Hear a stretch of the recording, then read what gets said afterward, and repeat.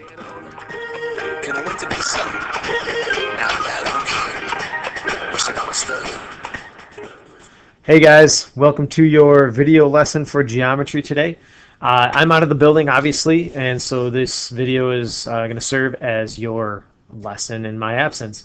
You should have already probably done your homework check, which obviously is going to be on this page right here. Make sure that you went through problems. I'm not there to answer any questions, but hopefully the sub was able to do so for you. The sub's directions are to collect those homework assignments. I will then give you a grade and hand them back to you next class. And you should have already had a lot of questions answered through your class discussion. So what are we talking about today? We're talking about translations, and we've already defined translations. And so what we're going to work in today is how specifically can we do translations in the coordinate plane using vectors, and how do vectors impact translations in the coordinate plane. So if we go to the first Explorer here, it says a translation slides all points of a figure the same distance in the same direction. So if we take a look, I should also note that I'm actually using a disconnected slate from the computer. So my handwriting is going to be substantially worse than normal. I'm getting better at it, but you'll have to go with me here. So again, a translation is a slide, right? It's a slide for all points of a figure in the same direction. All points go in the same direction, same distance. They go in the same distance and in the same direction.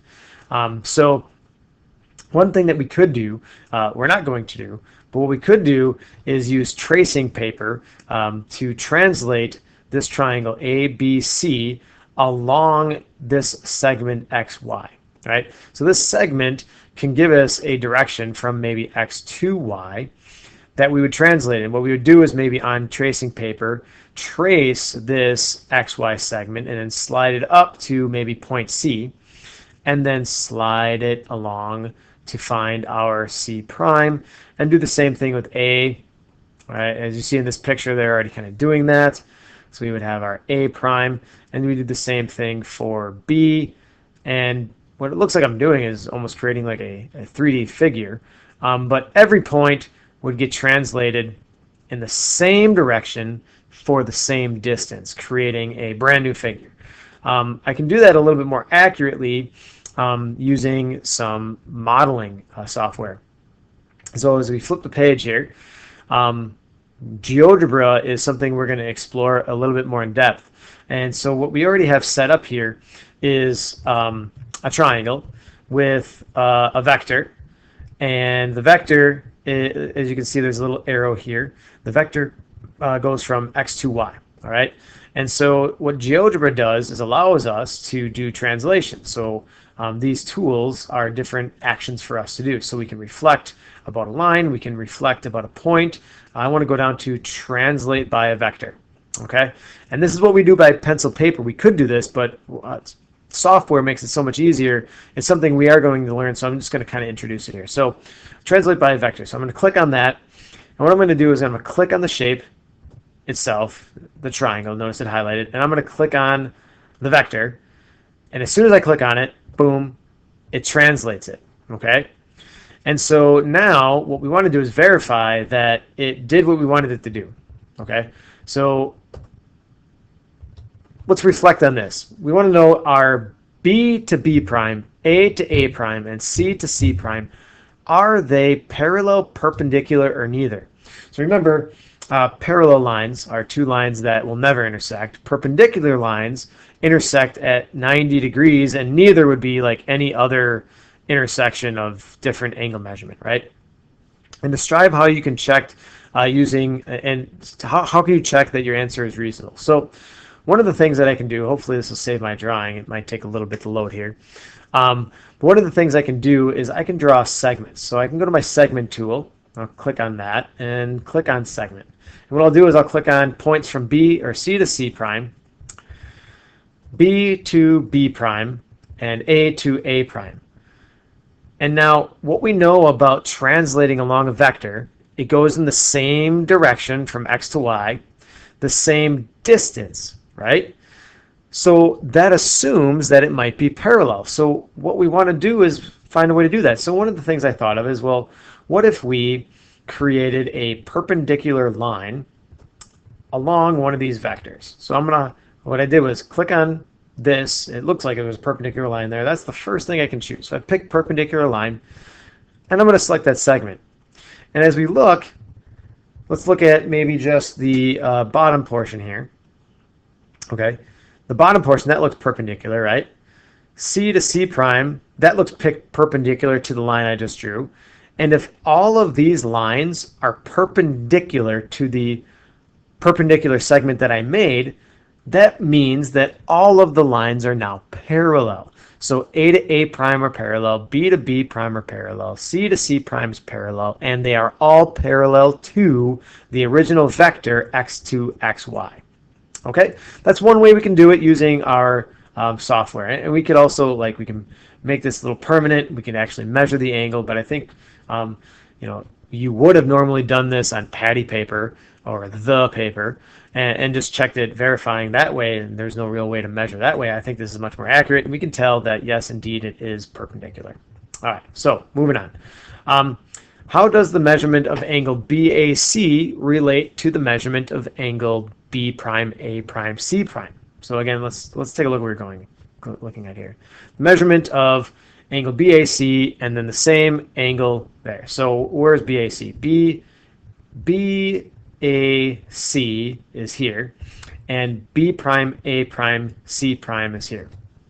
Now, we could actually answer this question already without doing anything, because what we know about a translation is that it is a rigid motion, meaning we don't change any size and we don't change any shape. And if we don't change any of those things, we know that angle measurements are preserved, right? And we know that translations preserve angle measurement, but we can prove that by using a tool, another thing that I'm going to show you. So what I want to do is measure an angle. And so I'm going to go to B to A to C. Notice it gave me a little angle there. And so I'm going to click on C, and that creates my angle BAC, and it's 97.63 degrees. So if I get the same angle from B prime, A prime, C prime, I'm golden. So B prime to A prime, get an angle measurement there. What is it going to be? Boom, 97.63 degrees. So what we thought was confirmed, and now we know that that angle A, we can call it angle A, is going to be the same as angle A prime, BAC, B prime, A prime, C prime.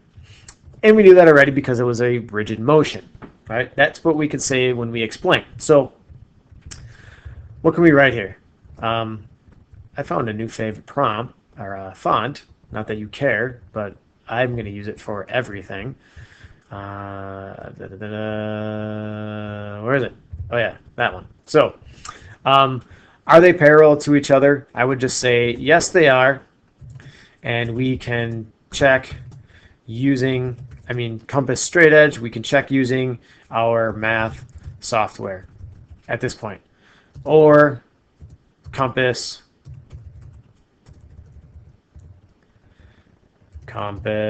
and S straight edge. Okay. And what we can do is actually create perpendicular bisectors of those segments. If it's a perpendicular line, we can now measure those angles and go from there. How does the measurement of angle BAC relate to the measurement of B prime, A prime, C prime? We actually showed it in a lot of different ways, but the best way is to say that since it is a rigid motion, angle measure is preserved. Okay. During this video, if you need to pause and write any of this stuff down, I would do so. Other than that, I'm going to keep rolling. I'm going to go faster than what I would in a normal class because you will be able to pause this video. All right. So at this point, you guys have some terms that you need to define. So what is the first term? The first term is what is a vector? We just used it. A vector is a quantity that has two things. It has a magnitude, okay, a distance, and a direction. It has a magnitude and a direction. So if we look at this, the direction would be where the arrow is pointing, right? This is the picture of our vector. That's the vector symbol, by the way, V, lowercase v with a like a half a line on it there, kind of that little deal. And so it has a distance, and it has, which we would call our magnitude, and it has a direction, all right? The initial point is the starting point, so we can go from E to F, okay? And you know where the terminal point is because you see the arrow at the end of your vector, okay?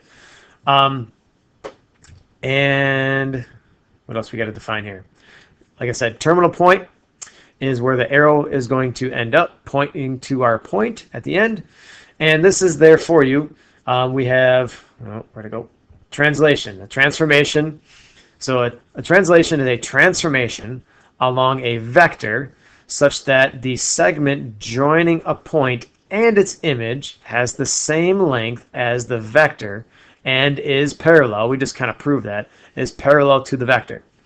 So here's a really good looking example of that. We had triangle ABC here, and we were given some vector. So I'm going to try to trace that really, oh man. So like I said, this is really hard for me to do with this software. I'm going to try to trace that really carefully. And then I'm going to try to grab that, because I can do that with this software, if I have the right tool. And if I move it, you can tell that that vector is in the same direction and has the same magnitude. And if I went from C to C prime, it would be the same. And if I went from A to A prime, it would be the same. So all of the points move along that vector in the same distance and the same direction, or the same magnitude in the same direction. Didn't want to do that. Oops. Okay, cool. So other things you got to fill out here. You can use these facts about parallel lines to draw translations. So parallel line fact number 1. Parallel lines are always the same distance apart, and they never intersect. What that means is that if I have two parallel lines, the distance perpendicularly measured, by the way, so the distance along that perpendicular line and this perpendicular line between these 2 points is always the same. So the distance measured perpendicularly is always the same. The reason I say perpendicular is because, well, if this line is perpendicular and then this line over here is not, obviously this distance is not going to be the same as the perpendicular distance. So we're measuring perpendicularly. In the end, you got to fill in distance and intersect. They never intersect on your sheet. Parallel lines also have the same slope. And slope, remember, is rise over run. Remember the slope formula, y2 minus y1 over x2 minus x1. Remember, that's your rise, that's your run. Not necessarily needed, but also a good reminder. All right, keep her moving. So, example 1, it says, draw image ABC after the translation along vector V. So, what are we doing? So, vector V has a distance, right? Well, what is this distance? I want to know what that is. How did we figure distance along an angle? Well, we use Pythagorean's theorem, right? Pythagorean's theorem, we would make a triangle out of this guy, and we say, well, it's going 3 in the positive y direction, and it's going 4 in the positive x direction. Well, in order to achieve this translation along this vector, all we got to do is apply this positive 3, or I wrote 3 there. Huh. You guys are probably like, no, Mr. Vesbach, that's 2. We move this 2 in the positive y direction and this 4 in the positive x direction, and we apply that to every single point. So B prime would be the same deal. So up to, right, 1, 2, 3, 4. B prime is going to be right there. C prime is going to be the same thing. Up 2, right, 1, 2, 3, 4. So there's going to be my C prime. And then A prime, 1, 2, 1, 2, 3, 4. It's going to be there. So this is a little bit confusing now, but I have my A prime. I wish I didn't draw that line. But what I end up with is my figure that looks like this now, translated along that vector. So again, I'm going to trace this vector line, and now I'm going to grab it and just kind of show you that if I drew it well enough, C to C prime, B to B prime, and A to A prime. It moves the same distance in the same direction. Okay? One thing to note, and that we will use later, is that well, what did we do? What did we do to our original x, y coordinates, right? We didn't have coordinates here because we don't have like an x, y axis. But what did we do? We took x and we added 4 to every coordinate. And we took y and we added 2 to every coordinate. Okay? Which is what we already know about translations. Okay, so your turn. What I want you guys to do is to try this on your own. Pause the video right now after I'm done explaining, and notice that the vector moves in a downward motion. Okay. After you're done pausing the video, you'll see the explanation and completed figure. Go ahead and pause now.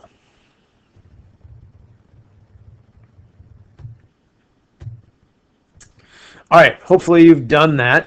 And now we're going to talk about what this is going to look like. So I want my pen. And so what happened? We moved it down 2 and to the left 1, 2, 3, 4, and actually 5. So we have to do the same thing. So down 1, 2, and then 1, 2, 3, 4, 5 to C prime. Down 1, 2, and then left 1, 2, 3, 4, 5 for A prime. This is looking good because I had a straight line between A and C, and I still have a straight line between A prime, C prime. And the same deal for B. 1, 2, 1, 2, 3, 4, 5. That's going to be my B prime. And now I'll draw my figures the best I can with, oh my goodness, that's horrible. Let's try again. Maybe I'll try moving up. All right, B prime. There's A prime to B, and A prime to C prime. So there's my figure. And again, if I were to trace this vector, I'm going to move up even though the vector moves down, and I check it. I grab my handy dandy pointer tool and I move it. C to C prime, B to B prime, A to A prime moves in the same direction and magnitude. So my new figure is over here. Awesome. So now we're going to look at how we actually write vectors, because writing it is very important. So a vector can also be named using a component form, right? So we're going to learn this component form about writing a vector. And a vector component form just looks like, so we have like these, they almost look like less than or equal to signs, but they're not. There's these brackets, and then we have an A and a B, and both of those impact what we do to X and Y. All right, so the vector can also be named using component form, which specifies the horizontal change and the vertical change. Well, the horizontal change, if we look at our XY coordinate, right, the horizontal change is what change happens to X, and the vertical change is what happens to Y. So if we have a vector like 5, 3, what that means is that we really are saying, if we write out in non-component form, is that we have X plus 5 and Y plus 3, right? So this and these two things mean the same thing. This is just the component form. If I want to do the opposite, right? What if I wanted to have X minus 5, which we already know is, and Y minus 3? Well, that component form would be minus 5, comma, minus 3. That's all it is, all right? So it's just a different way to write the same thing. All right, so moving on here. So it says, calculate the vertices of the image, graph the pre-image and image that you write. So what we have here is an image that is already graphed for us. So we have the coordinates that were up here, you know, A, B, C, and the vector 4, 6. Okay, so let's just kind of verify negative 2, 1. If we go negative 2, positive 1, that's our A, and all the other coordinates fit, right? So we got negative 2, 1, just to really verify here. This is A, negative 3, 2, negative 3, negative 2, this is B, and this is C. And our vector, scrolling back up again, our vector, what is it? Where'd it go? Our vector is 4, 6. And so what does that mean for what we're doing with our image here? What does that tell us to do? Remember, that means that we are taking the X value and adding 4, and we're taking the Y value and adding 6. All right, so this is these two things mean the same. A little further. Okay, so what are my new coordinates? Well, -2 plus 4 is +2, and 1 plus 6 is 7. -3 plus 4 is +1, and -2 plus 6, I said plus, plus 6 is 4. And -1 plus 4 is 3, and -2 plus 6 is 4. All right, so let's go ahead and plot these points. I'm actually going to pause the recording to do it, just to kind of save you guys a little bit of time. Okay, so it's not the best picture, but magically what just appeared for you is the new image of A prime, B prime, C prime, the triangle here. And the vector 4, 6 could be drawn in here. And so what did we do? We translated it up 1, 2. Oh, I'm sorry. I went to the wrong thing. That is not the right vector. Hopefully you're like, Mr. Vesbach, you went A to B prime. You're supposed to go A to A prime. And that was a crappy line, but again, I'm using this slate and it's hard. So the component in the positive y would be 1, 2, 3, 4, 5, 6, which is exactly what we did. And we went to the right, 1, 2, 3, 4. And if we, again, dragged that line, that really terrible line, it'd be pretty close to everything else. Magnitude and directions, all the same. Awesome. Next. All right, it says draw the, now this is your turn. So what I'm going to have you guys do is practice this on your own, and then and you're going to pause the video. You're going to pause the video, practice it on your own, and when the video reappears, you will see the answers of what you're going to see, and I'll just talk briefly about it. All right, so go ahead and pause the video. Pause the video. All right, so check it out. Now that we have completed our translation using the vectors, all the coordinates can be done through subtracting 4 from all the x's and then adding 1 to all the y's. So the coordinates are as follows. You can see them and check them real quickly. And that the drawings themselves all move the same distance. In fact, if I draw one vector from A prime to A prime, that one single vector should work in every single scenario. So B to B prime, C to C prime. I should even be able to move it over here. Q to Q prime, P to P prime, and R to R prime. So it all works. So sweet. Yeah, so that is one way to use our vectors to complete a translation. All right, now specifying vectors. Okay, so now I'm kind of working backwards. So if we look at this translation that has already been completed, what I'm asking you to do is to write the vector itself. What's the vector going to be? I should probably use a better color than that because you probably can't see it. So all we got to do is figure out the horizontal and vertical components of it. Remember, this is called component form. So what are those horizontal and vertical components? So you have to go point to point. So this vector is already labeled from B to B prime, and we know it's exactly the same for all of them. So all we got to do is check one. So I would just draw a line on the vertical and horizontal components and count them out. So this is going to be 1, 2, 3, 4, 5. So that's +5 in the x direction. And it actually goes down, right? So it goes to the right, which is the +5, but it actually goes down, and it goes down 1, 2, 3, 4. So this is -4 that we would write. And again, if we were writing it out in just regular coordinate form, it would be that x + 5, comma, y - 4. And this is the vector form in which I would want it in. This one for part B, do the same exact thing, right? So the x direction, it's moving to the right. The primes are over here, so we went to the right. Remember, always check that. That's where it ended up, right?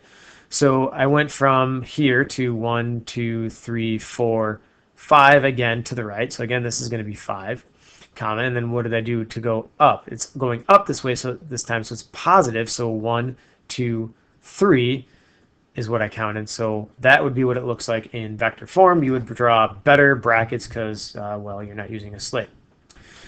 All right, so what can you say about the length of the line segments drawn for each vertex to its image.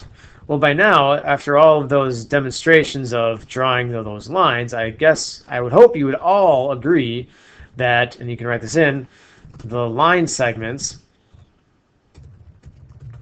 are all the same. They have the same direction, they have the same length.